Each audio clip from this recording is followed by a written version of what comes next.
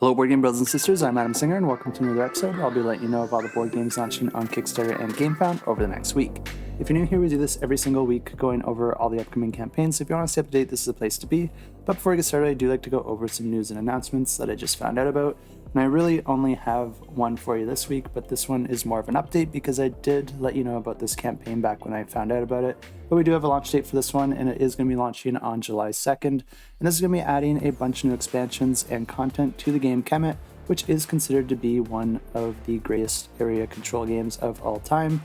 I personally do have a few others that I would put before this one, but it is a great game, and if you are a fan of this one, you'll definitely want to check it out. And they do already have a lot of info on their campaign page already, so you can find that on Gamefound. But if you want more details onto what exactly these expansions are going to be adding into the game, or if you're interested to just know how the original game actually plays, I will go over all of that during the week of its launch, so make sure to subscribe down below and hit that bell icon so you don't miss out on upcoming videos. Other than that, I do also like to give a quick mention to Alex over at Boardgame Co. because him and I do work together keeping track of all these upcoming campaigns, and I put together these videos every single week keeping you up to date with any new changes or new announcements. But Alex puts out a video at the start of each month letting you know of the heavy hitters for that month. So if you do like this style of video, you'll definitely like his as well. Plus he has a lot of other awesome content as well, going into reviews and playthroughs and all sorts of commentary on the industry. So definitely check him out, and I will have a link to his channel in the description down below. That's pretty much all I got for an intro, and we do got quite a few games launching this week, so let's check them out. And the first campaign we have is one that I actually thought was launching last week, but it got pushed back until now. So if you did already watch last week's episode, you'll probably just want to skip over this one. But if you didn't, you definitely don't want to skip over it because this one looks like an amazing game, and it was my pick of the week last week, so definitely check this one out, and it's called Ada's Dream. I think you'll really like it. I'm definitely going to be back in this one, and if you want to know more, I'll roll that footage for you now. This is interesting because I wasn't super interested in this one just based on my initial impression of the theme, which is that you're helping Ada Lovelace build the first computer. But after looking into this one some more, I'm really interested in the gameplay on this one, and I think the theme actually props up that gameplay quite well, and I think it blends in really, really nicely, and it actually gets me pretty excited about the theme. And one big part of that is that the way that you actually score points in this game is very mathematical, and this board here represents the computer that you're going to be building up throughout the game. And you're going to be adding different colored dice to it, but you're also going to be adding different cogs. Each of these cogs are going to have different mathematical symbols on them in order to add or multiply or subtract the values of your various dice, and this is essentially how you score points in the game. And you might be wondering, why would you ever want a cog with a minus symbol on it if the result of these formulas you're creating end up being your victory points? And the answer to that is that you mostly don't, although each player will be starting with 2 of these minus cogs at the beginning of the game, and you might just want to get them out on your board for other victory point conditions that you may acquire throughout the game, because players can actually get these little punch cards that slot into each of the columns and rows of your board, and these create different objectives that players are trying to achieve, and maybe the die or cog that you're putting there is helping to achieve that objective. And also, if we just disregard those punch cards for a second, each of the columns that you create in this game do have a maximum scoring amount. This is a value that you can increase throughout the game, but if your formula is already way above that amount, putting a minus value there isn't going to do anything to affect your score, as long as you planned this out well enough, and this is where a lot of those fun decisions come into play here. Not to mention, those punch cards are a really cool thematic touch. This is a game where players are primarily taking their actions through a rondel system, but then you're going to be drafting a die as the outcome of this, and then on a future turn you can use that die to take a different action depending on the color of that die. This game does also use deck building, but that is primarily to augment your actions or allow you to take additional actions on your turn. And what's neat about the deck building in this game is that anytime that you gain a card, you're going to be discarding one of your other cards, so you never have to worry about trying to take actions in order to get cards out of your hand. This is a game that plays over a series of turns, and on a player's turn they can either take a workshop action or a dice action. Whenever you take a workshop action, you're going to be choosing a die out on the rondel board and then pushing it into the next location clockwise. Whenever you do this, you're going to be pushing a die out of that new location, and that's the die that you're going to be able to take into your possession. The only caveat here is that the die that you kick out has to be of a lower value than the die that you pushed into it. Each of these locations also have their own specific actions that you can take anytime that you kick a die out of them, And these can allow you to do things like gain cards of different types, gain additional resources of different types, or even move up various research tracks. You also gain an additional bonus if you're able to completely clear out one of these locations. So if I was to kick the 6 into the next location, that would clear out the location where the 6 was, and that would grant me a special bonus. But after you've resolved all of this, you'll also be able to optionally play a card from your hand for additional benefits. Then after you've done that, you might be able to move up various research tracks if you have certain cards that align with the colored die that you just drafted. You'll then be keeping that die until you're able to install it on your computer, and like I said, the value is what will be determining your victory points at the end of the game. So of course, having a higher value die does give you more victory point potential, but that's not the only thing the value of the die is used for, because like I said, there are these various objectives here that might require dice of certain values. And I also mentioned that you get to play a card optionally whenever you do draft a die, and the cards do have requirements as to when they can be played depending on the value of the die that you drafted. But like I said, you can either take a workshop action or you can take a dice action, and once you actually have a dice in your possession, then you can spend it in order to take its action. And there's 4 different colored dice offered in this game, and there's 4 different locations out on the board corresponding to those colors. Playing an orange die allows you to draft new cards into your hand. Playing a yellow die is going to allow you to move up the travel board, which can grant you with different bonus actions and resources. Playing a green die is going to allow you to move up the institution track, which also gains you bonus actions and resources in a different way. And then finally, we have the purple die, which players will be able to use to gain those punch cards. What's interesting about all these 4 locations is that each of them also do have a small mini game and a decision you'll get to make when you go there, which can also gain you additional victory points at the end of the game. Once you've done all that, you'll then be able to place your die into one of the open locations on your computer board. But whether or not you take a workshop action or a dice action, you're always allowed to take one bonus action at the end of your turn, and you can do this to either spend resources to increase the max amount of points that you can get for one of your columns on the computer, or you can use this bonus action to install cogs at the various locations between the dice. In order to do this, you need to use actions previously in order to clear out those locations so that the cog can actually be installed.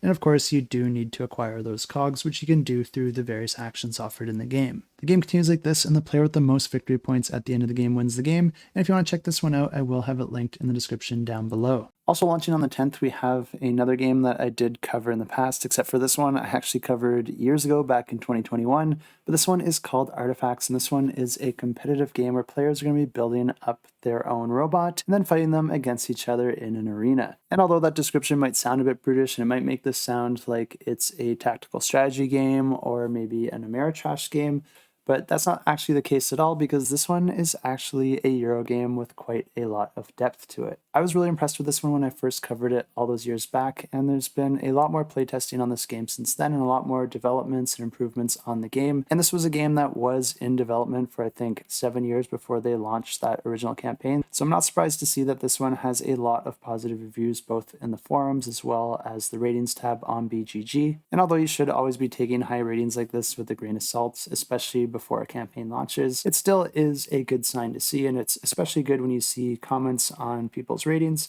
and when you see ratings from basically all over the world. The game is provided on TTS, and it looks like that's where a lot of these reviews came from. And that's really great as well, because it means that you can go ahead and try it for yourself if you are interested in this. But this is a game that utilizes a lot of different mechanisms in really interesting ways. And if you are interested in it, like I said, I did cover this one a few years back, so I'll go ahead and roll that footage for you now.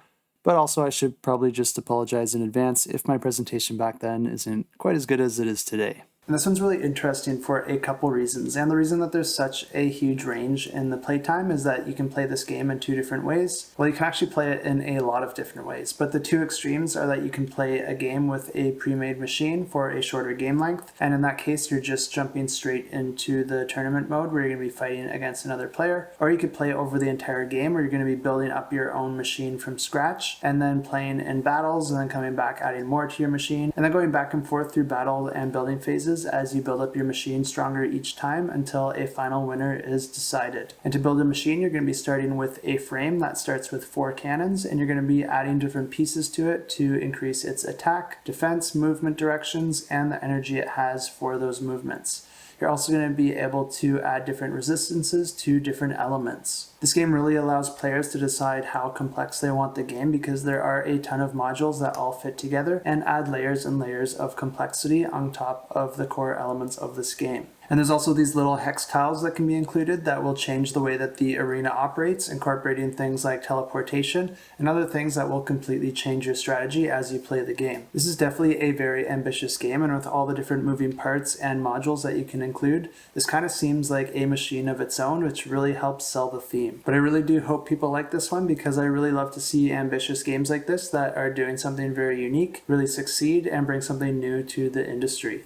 And launching on June 11th, we have Dark Blood, which is a competitive game where players are going to be playing as asymmetrical cults, using area majority and worker placement to not only take control over the 5 different regions of a village, but also to recruit villagers, harvest their blood, and empower their rituals.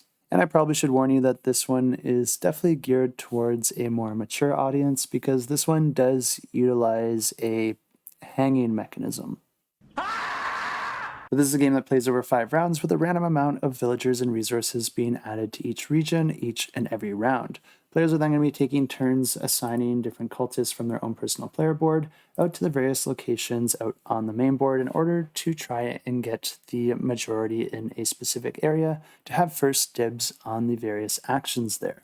The different actions could allow you to collect the resources at that location, which you can then spend with another action in order to upgrade the various options on your personal player board.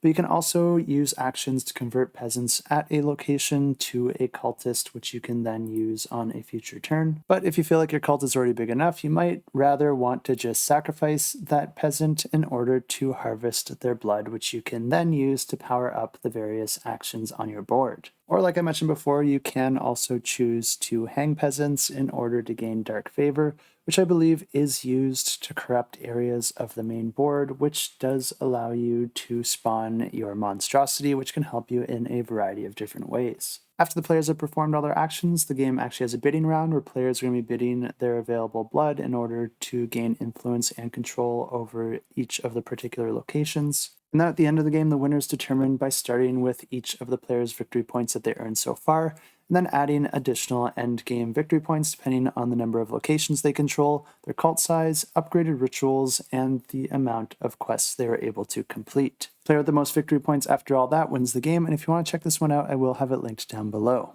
Also launching on June 11th, we have Rise of the Wastelands, and this one is a competitive 4X style game where each player is going to be controlling their own unique faction with their own special ability. But what's interesting about the way that you activate your faction ability in this game is that you do have to spend these faction tokens. What's neat about this is that you have a limited supply of these for the entirety of the game, and once you spend them, you can never get them back. But each faction does also have a few goals that you can try to complete in order to get a few more of those added into your supply. The main board is going to be made up of a bunch of different modular tiles that players will be able to explore and try to take control of, and the way that players do this is by using action cubes at the top of their action board and then assigning them to the various actions in the bottom section of the board. Players can use actions to do things like explore the various tiles out on the board because they do start face down, and you can use an explore action in order to flip an adjacent tile face up. Tiles can have different icons on them that could trigger an event card to be drawn, which could spawn hostile creatures or present different options or opportunities, but the different tiles can also allow you to build one of your buildings there. Of course, in order to do that, you do have to move onto that tile, and there's an action for that. And there is also the build action, which allows you to build all sorts of different buildings, with the main ones being the outposts, which will generate a particular type of resource indicated on top of that building. It generates a resource as soon as you build it, but then there's also another action that you can perform in order to pump out even more resources. What's cool about this building is that it can also be upgraded, which will allow it to produce 2 resources for just one single produce action, but you can also use the build action to build all sorts of other buildings that can grant you different actions or bonuses, and you can use the build action to build additional units, which you can deploy at any of your outposts. Players will also be managing a couple different tracks, with one of those tracks being their popularity. This, of course, can go both in the positive and negative direction, depending on how much the people like you. But if you're able to keep this as a positive number, this is going to get you an extra action cube that you'll be able to spend in order to take an additional action on your turn. And of course, you can spend resources if you take the propaganda action in order to increase the amount that the people like you, or alternatively, you can also do that to decrease how much the people like someone else. Another reason that it's good to have the people on your side is because you may want to occasionally collect taxes in order to get some additional resources for your turn. But anytime you do that, it's going to be lowering your popularity, so having a bit of space to do that without losing your additional action is always ideal. But another way that you can spend your resources is to take the buy a power card action. Whenever you do that, you're going to be gaining a power card, which is a dual use card, and it's going to give you a couple different options. Either you can spend it in order to perform its special ability according to the requirements of that card, or you can hang on to it and use it in combat. The way that combat's initiated in this game is that any player can use an action to attack adjacent units or buildings. Whenever you do that, you're going to be comparing your overall strength, which is the strength contributed by your units, any advantages they get for the particular terrain that they are currently on. And then players can also spend leader cubes from their leaderboard in order to add additional strength to their side. Each player then draws a power card, whether or not they already have one in their hand. But if they do, then they can choose which power card they want to use in that battle. Otherwise, they just have to use the one they just drew. This is why it's nice to hang onto those cards if you're able to, because it does give you a little bit more flexibility in the combat. They'll then be comparing the overall strength, and whichever player is higher wins the battle, and they're going to be gaining some victory points. But then they may also get some other bonuses as well, including placing one of their influence cubes from the top of their board onto the other player's board. And these influence cubes are really nice to get rid of because each time you do that, it's going to be gaining you a victory point at the end of the game. But you can only put one on each of the other player's board, which does incentivize you to try and attack and win against each player at least once. Luckily, there are some other ways that you can get rid of influence cubes, and that's by completing various achievement cards. And there's going to be a bunch of different cards that players are going to be trying to complete. And at the start of your next turn, if you've completed any of those achievements, then it's at that point that you'll be able to assign those tokens from your board. The final round's triggered once a player is able to assign 5 of their achievement tokens. And then the player with the most victory points at the end of that round is the winner of the game. And if you do want to check this one out, I will have it linked in the description down below. Also on the 11th, we have a campaign that I did think was launching a couple months back, but it got pushed back a few times now, so I have already covered this one a couple times. So if you've already seen the coverage, feel free to just skip ahead in the video. But this one is for a game formerly known as Wormwood, but they have now rebranded it to Sovereign Fall of Wormwood. The game did look fun, and I think they just pulled it down to make a few tweaks to their campaign. So if you were looking forward to this one, you can go ahead and check it out now, and it should be launching this week. But like I said, I have already covered this one, so I'll just go ahead and roll that previous footage for you now. And this one is a card battler, but what makes this one really interesting is that you actually have to forge your cards before you're able to use them. And the cards that you have access to are determined by the faction that you choose to play as at the start of the game. But essentially there's going to be a couple different types of cards. There's going to be the Echo cards, which act as victory points, and the first player to get 10 of those forged in front of them first wins the game. But then there are also the faction cards, which can have a variety of effects, but you're mostly going to be using them to attack your opponent and defend yourself in various ways. Players are going to be taking turns performing their actions, but at the start of your turn, you're always going to be drawing 2 special tokens into your pool. And these tokens just go on to your center faction board, but you can use these tokens in order to forge cards from your hand, because for each of the tokens that you have, you'll be able to put one of your cards face down to the right of you, and then assign it one of those tokens to indicate that it has begun to be forged. Each of these cards is going to have a number of turns that are required before it is fully forged, but once a card is forged, you'll be able to put it out in front of you. If it's an Echo card, then you just get to put it out in front of you, showing that you have earned that victory point. But if it's a faction card, you can assign it either to the right of you to defend against your forges, or you can assign it to the left of you to defend against your hand. And the reason that that's important is because whenever a player uses any of their available cards in order to attack their opponent, they get to choose whether they want to attack their forge or attack their hand. And if the other player is not able to defend against it, then the active player gets to discard a card from either the forge or their hand, depending on what they attacked.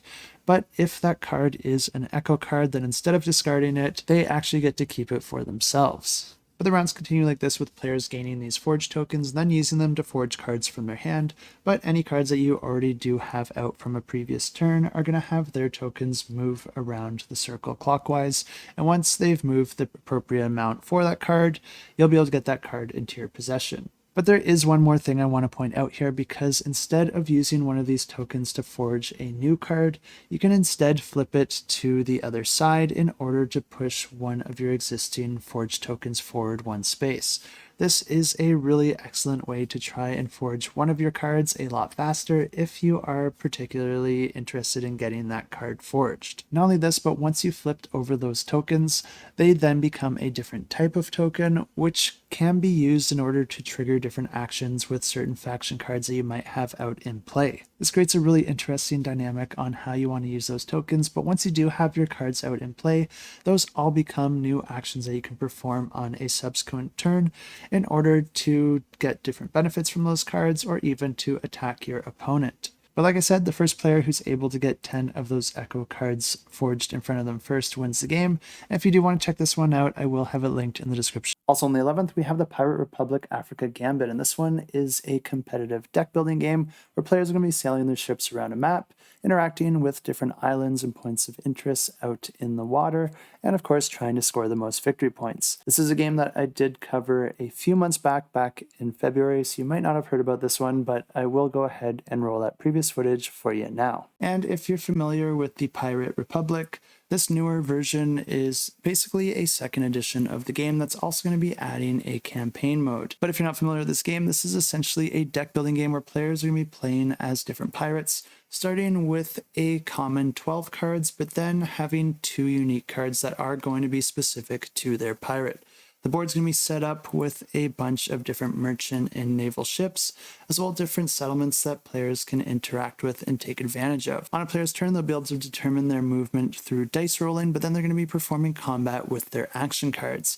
Players will be able to upgrade their cards throughout the game, and you'll be able to attack all the different ships and settlements that you see out on the board, but some are going to be more difficult than others, and you might need to team up with the other players if you think what you're attacking might just be a little too strong. Of course, that does also mean you'll have to split the booty with your opponent, so you'll want to be picky with who you pair up with and with which battles you decide to take. There are both public and private objectives, so maybe your private objectives makes your half of the score a little bit more valuable to you if it does help you achieve those objectives. Like I said, this new version is going to be adding a campaign mode, but of course it's going to be adding all sorts of different cards and pirates as well, so if you do want to check out all of that, you can find the link in the description below. Also on the 11th, we have the second edition of Trekking the World, and this new edition is going to be making significant overhauls to the rules in order to make the game easier to learn and table, make it more thematic, more balanced, and offer more variety and combo opportunities. This is a game where players are going to be visiting all sorts of different locations in the world in order to go on tours, gain different types of experiences, and of course buy souvenirs. The game plays over a series of turns where on your turn you'll be able to draft an itinerary card from the shared supply, with each of these cards granting you with an amount of movement, granting you with amount of money, and then also allowing you to gain a certain amount and color of souvenirs if you are able to end your movement in a particular continent. Whenever you gain souvenirs of a particular color, you're going to be adding them to your souvenir board, only being allowed to place that souvenir in the track that also matches its color. Anything that you're able to cover up here is going to be granting you with additional money or movement or bonuses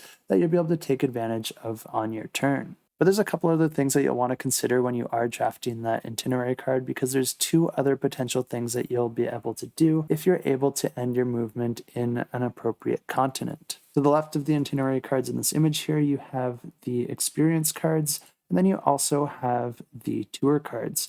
And you might notice that each of these do also indicate a continent in the top right corner. And if you are able to end your movement in that continent, That's going to allow you to gain one of those experience cards from the display, or also allow you to buy one of the tour cards if you are able to pay for it. The experience cards can grant you with all sorts of different bonuses, including more ways to gain victory points, but the tour cards will just issue with some amount of victory points. The game ends once a player reaches a certain amount of tour cards, and then the player with the most victory points at that time wins the game, and if you do want to check this one out, I will have it linked down below. Also on the 11th, we have Licensed to Krill, and this one is a competitive set collection game that does have a unique mechanism where a whale is eating all your cards. This is a game where players are going to be drafting Krill cards from a shared supply in order to try and gain different sets in order to score the most victory points at the end of the game. But what makes the drafting really interesting in this game is that before you put any of those Krill cards out, you're first going to be putting out a row of these whale action cards. The market might have a different amount of cards depending on player count, but players are going to be taking turns drafting those cards, taking it into their supply, and then activating any effects of the card that they drafted, if it has any effects to activate. You're going to be putting that card into a tableau in front of you so that all players can see, but then you're going to be activating the effect of the whale action card that was underneath the card that you just drafted. The whale action cards always remain in the center of the table, so you don't draft them with your cards, they're just going to have a new card put on top of them. But all these cards are going to be either affecting the whale or the whale's target in some way, because the whale is always going to be targeting one player. The different action cards could change that target clockwise or counterclockwise, or even target the player who currently has the most points. But there is also an action that allows you to draw a whale card from the whale ability deck. And these can have a wide variety of effects, but they mostly cause the whale to eat your cards, more specifically the player who is currently the whale's target. If you do get your cards eaten, you normally do get some compensation in return, but not all the effects of these whale ability cards are necessarily bad, and they could also grant the players with different options as well.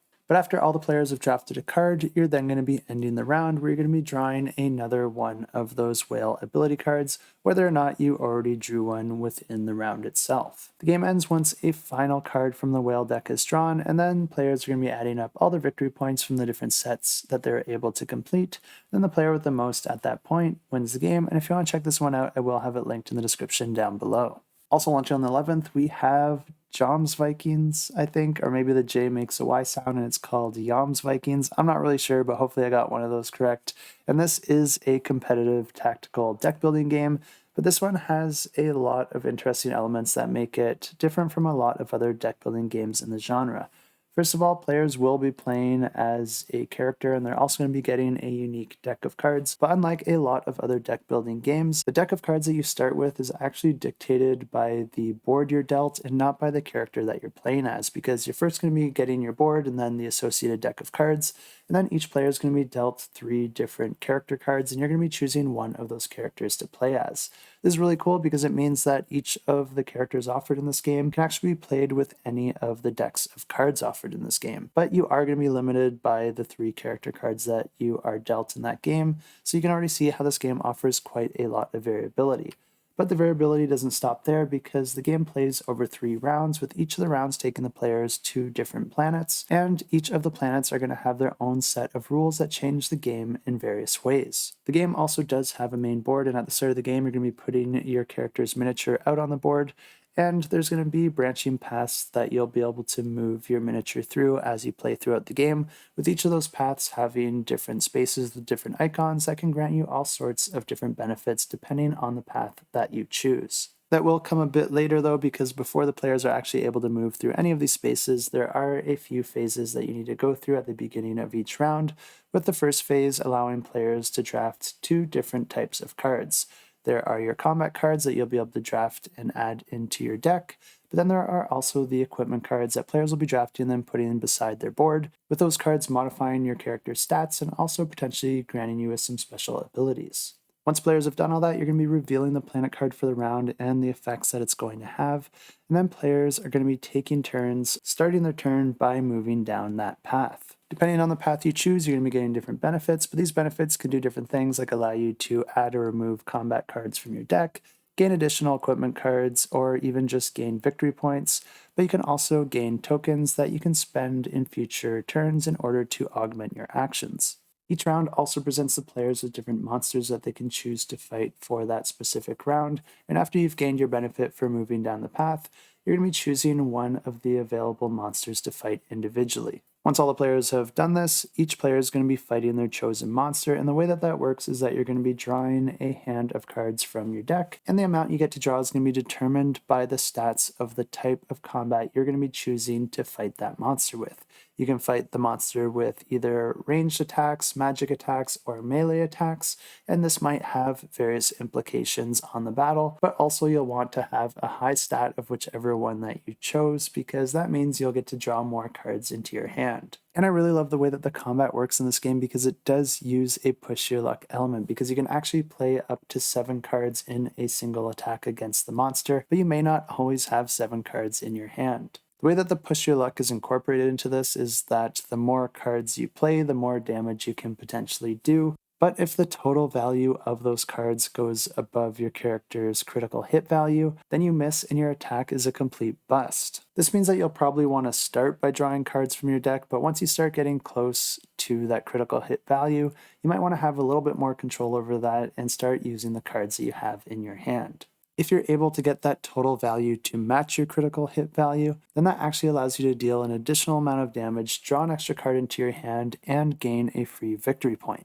But once you either bust or issue your attack, that's going to be ending your attack on the monster, then the monster is going to be attacking back by drawing a card from its deck. You're simply going to resolve the effects of that card, and then the combat's going to continue back and forth until you have defeated the monster, or the monster has defeated you. Players will then move into the next round, drawing a new planet card and repeating those phases of the round over again, and this happens for 3 rounds, and then the player with the most victory points at the end of the game wins the game.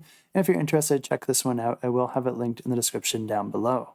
Also on June 11th, we have Náttúruval, which is a game that is designed to be played with kids and to help them learn about the different animals and ecosystems that they live in. In this game, each player is going to be dealt a hand of animal cards with different stats and info about that animal. And then each round, you're going to be rolling a pair of dice to determine the stat for that round, and if you want to have the highest or lowest value in that stat.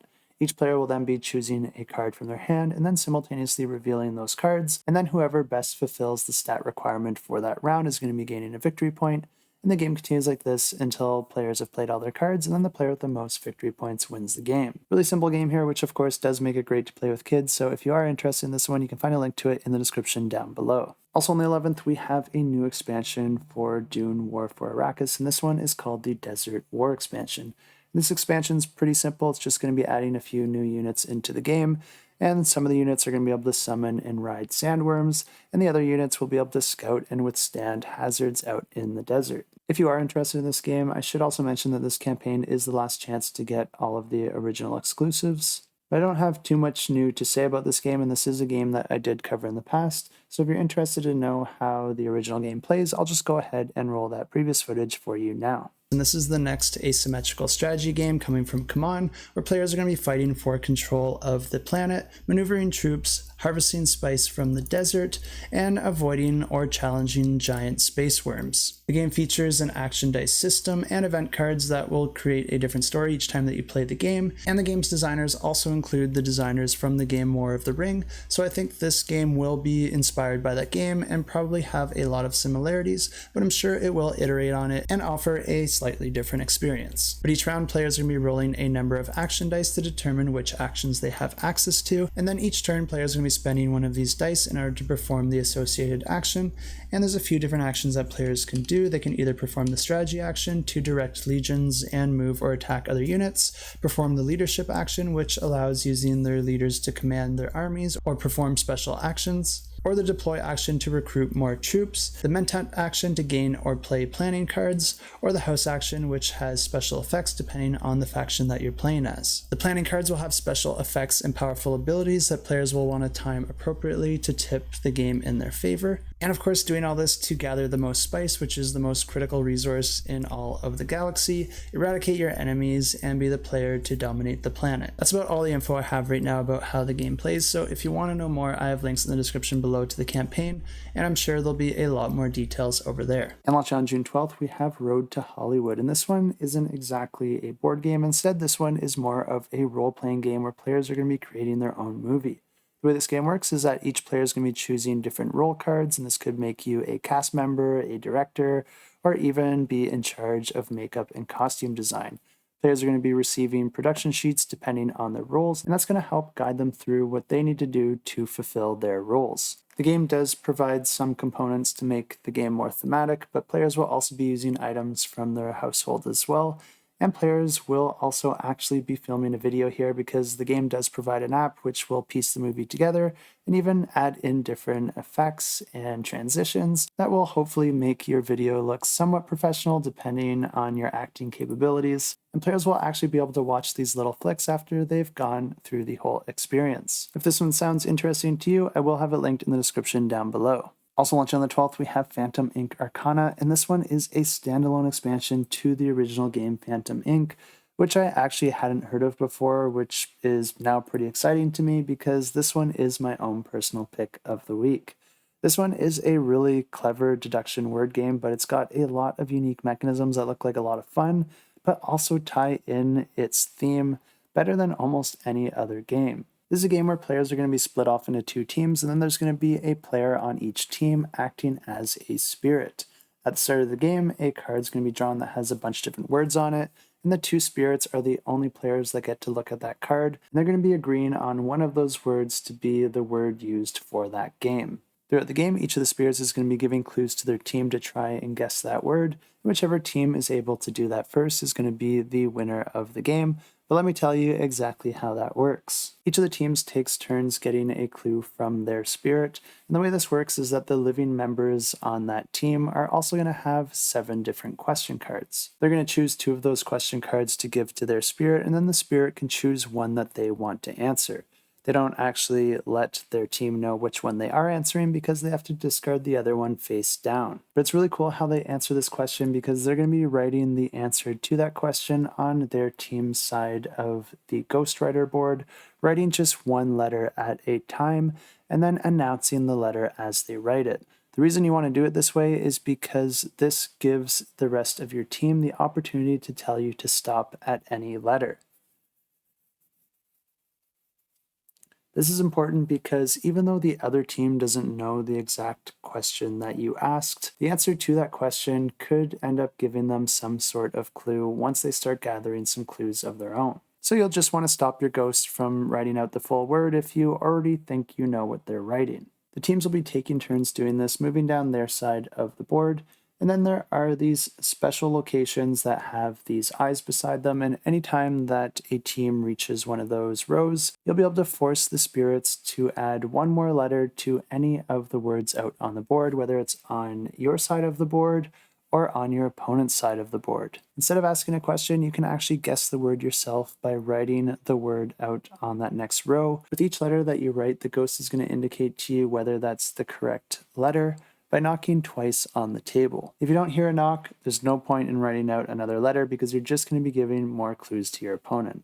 But the game continues like this until a team's able to successfully guess their word, and then they win the game. The new expansion is going to be adding a bunch of new questions and word cards that can just be mixed into the game. But like I said, this is a standalone expansion as well, so there will be enough here just to allow this game to be played without the original content. But it's also going to be adding some new special ability cards in the form of tarot cards. And these can be used on your turn for some small advantages or additional clues, like getting more question cards into your hand, being able to add additional letters to existing words out on the board, or even getting additional emphasis on certain clues that were already given that your spirit really wants you to focus on. Of course, there's going to be a whole variety of different cards that are going to be offered here, but that's just a few examples of what you might expect. I really love what I'm seeing with this one. It looks like a really fun game to play if the power goes out or maybe during the month of Halloween. And if you think this one looks like a lot of fun just like I do, you can follow along with it on its Kickstarter launch page right now. And you can find a link to that in the description down below. And I'm not going to spend a whole lot of time on this one because it's not really a board game, but it is something that helps you protect your board games because there is the Guardians Card Protectors Season 2 launching on June 12th. And this can be offering all sorts of different sleeves that you'll be able to add into your game in order to protect those cards. And of course, they'll come in all sorts of different sizes. And these campaigns are usually nice to check out because you can usually get a whack of sleeves at a discounted price. Also on the 14th, we have Dungeon Pen, which is a campaign that I just covered, but they decided to pull their campaign down and offer a print and play version of the game instead. If you want to check that one out, I will have it linked down below, but I'll just go ahead and roll my previous footage for you now. And this one is a game where players are going to be starting on the opposite ends of a dungeon map, and then you're going to be navigating through the dungeon and trying to take the opponent's treasure and returning it back to your home base. This is a game that uses pencil flicking in order to maneuver your character across a sheet of paper, because this one is sort of like a roll and write, but each turn you're also going to be drawing an event card, and then you're going to immediately resolve the effects of that card, which could allow you to do things like draw different walls out on the board and manipulate the map in various ways. There's also different monsters that can spawn and get in the player's way, and players can also collect different debris that they find out on the map, which allows them to draw from the debris deck. And this will grant them with special abilities and gear that they can use to tilt the scales in their favor. I don't have a whole lot more on this one, but if you want to check it out, I do have it linked down below. And that's everything I have for you this week, but don't leave yet because we still got a few awesome giveaways, and by a few, I mean quite a lot, because I'm doing a lot of giveaways in this video. The first one is going to be for a pledge for Agemonia, and this one's really exciting, and I do want to thank the publisher here because they did donate an all-in pledge. And I personally think this game's amazing, and I did back the original campaign, and I am backing this one as well. And if you're not familiar with this game, this is a really well-designed cooperative campaign game. And the reason I like this so much is that, well, the gameplay looks like a ton of fun, but then also there are a lot of design decisions that really make this game easy to play, because it does use a booklet rather than putting out tiles and setting up specific maps. And the game is designed to allow players to fail forward, so if you don't exactly do your best in a given scenario, it's not the end of the game. You're just going to be dealing with some of those consequences as the game moves forward. But I really like that because it's not going to be breaking the immersion, setting you back to an earlier point in the game, adding that additional play time, and putting you through situations that you just recently went through. But the game also gives players a lot of affordance when it comes to how you want to level up your character and what you might want to specialize in. And I also love that most of the narrative in this game is provided in bite-sized chunks on cards that are found as you're playing throughout the actual game. There's not going to be a lot of downtime in between your different rounds or in between your different sessions, like a lot of other campaign games that have you reading a ton and ton of lore. This new campaign is going to be introducing a couple new characters into the game that you can play as. It's also going to be adding a few small rules improvements as well, which you can also buy as a sticker pack to put into your existing rulebook if this is a game that you already backed. And I really do like what I'm seeing with these new changes, because they're going to allow you to have more time to spend within a given scenario, giving players more opportunities to explore and see what those scenarios have to offer, which does make those scenarios a little bit easier. But they are also introducing elite enemies as well. And like I said, this giveaway is going to be for an all-in pledge, so I'm really excited for whoever wins this one. By the time of this giveaway, all you got to do is leave a comment down below. And this one's only going to be offered in North America, the EU, and the UK, so just make sure to leave the hashtag Agemonia in your comment so that I know that you are eligible to win this one. And for the next giveaway, we have Neverrift, which is a board game trading card game. And this one's really interesting because this one is a game where players are going to be putting cards out on the board, and there's a few different types of cards that you can play. There's a bunch of different creatures, and the goal of the game is to try and control the most of those creature cards at the end of the game.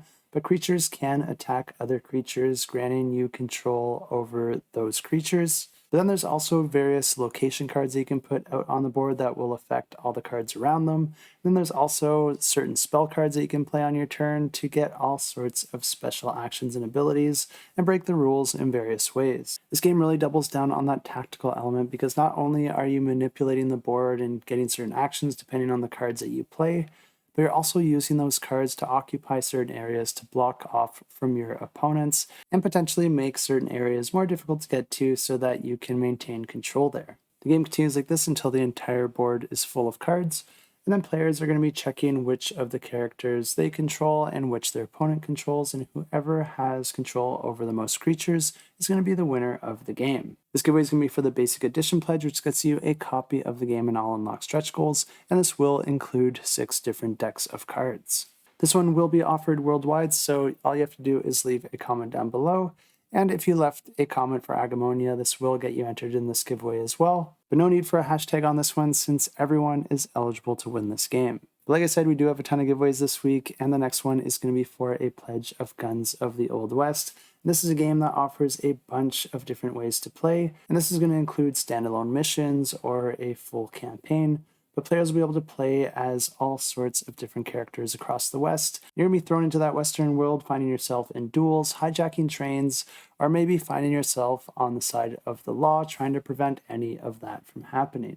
And this giveaway is going to be for the one-box pledge, allowing for players to face off against each other either as the law or the outlaws. And this and the rest of these giveaways are all going to be offered on the Discord, which is super easy to enter, just as easy as leaving a comment down below.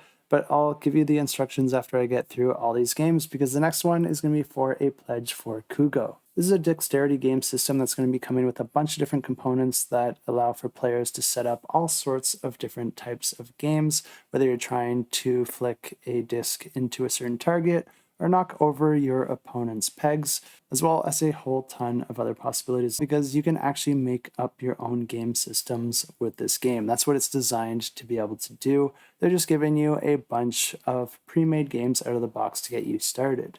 And this giveaway is going to be for the KUGO Play Pledge, which gets you everything that you need in that standard kit, but at the larger size. Just like the previous one, this one will be offered in the Discord, but the next one we have is for a pledge for Bunny Boom. And this is a game where bunnies are taking over the entire town, and players are going to be taking turns placing tiles out on a board, but anytime you do that, you actually have to move your meeple through all the spaces towards that tile, and each of the tiles have a placement action, but then also an ability that gets activated anytime a character moves over it. And when you place a tile, you're usually going to get a positive benefit from that, but the catch here is that anytime you move over a tile, it's usually going to be something negative. The goal of this game is to try and acquire the least amount of bunnies by the end of the game. However, moving through the tiles usually does end up causing you to acquire various bunnies. Of course, you can try to use that to your advantage by forcing your opponent to move through tiles in various ways, but the game essentially continues like this, with players drawing new tiles, placing them out, moving their meeples, and then taking advantage of those abilities any way that they can to hopefully have the least bunnies at the end of the game. And for this pledge, the publisher did indicate that they did want to do a giveaway, but it wasn't clear to me which pledge they're actually giving away, so this one's a bit of a surprise, so feel free to enter and we'll figure it out once it's drawn. This one will also be offered on the Discord in the description below, but I just got 2 more giveaways to get through here, and I'll tell you exactly how to enter these. And this next giveaway is for a pledge for Propuh, which probably has my favorite theme of all games launched this year so far, because in this game you're playing as either an elderly woman or a light gust of wind. Players are going to be facing off to the death as the elderly woman tries to close windows and close doors and try to prevent that nasty gust of wind from getting into her house, while the other player tries to create all sorts of messes to occupy their opponent's time, giving them the opportunity to try and open 2 windows or 2 doors. The first player to meet their win condition wins the game, and this giveaway is going to be for a wooden edition of the game, and just like the previous giveaways, this one's going to be on the Discord in the description below. And the last giveaway we have is for 2GM Tactics France and Total War, and this one's going to be getting you a deluxe edition of the game plus the 2 new expansions. And if you're not familiar with this game, this is a tactical war game that's played entirely with cards. Each of your cards are going to be acting like different units out on the board, and as you put them out there, your positioning can actually grant you with additional action points that you'll be able to use on future turns. Each of the units can have some different stats as well as different abilities that you'll be able to take advantage of. And what's neat about this game is that it's going to be offering a bunch of different decks of cards, each representing some sort of different country or different military power that players will be able to play as they play through the various scenarios. The new expansions add France into the game, as well as a ton of other supporting units from all across the world. And now to enter these giveaways, all you gotta do is head over to the Discord in the description down below, click on the giveaways channel, and then just click the emoji underneath that giveaway, and that'll get you automatically entered in to win any of these games. And I did set this up to draw 6 different winners, and we have these 6 different games here, and the order of the winners that are drawn are going to be matched up with the games in the order that you see here.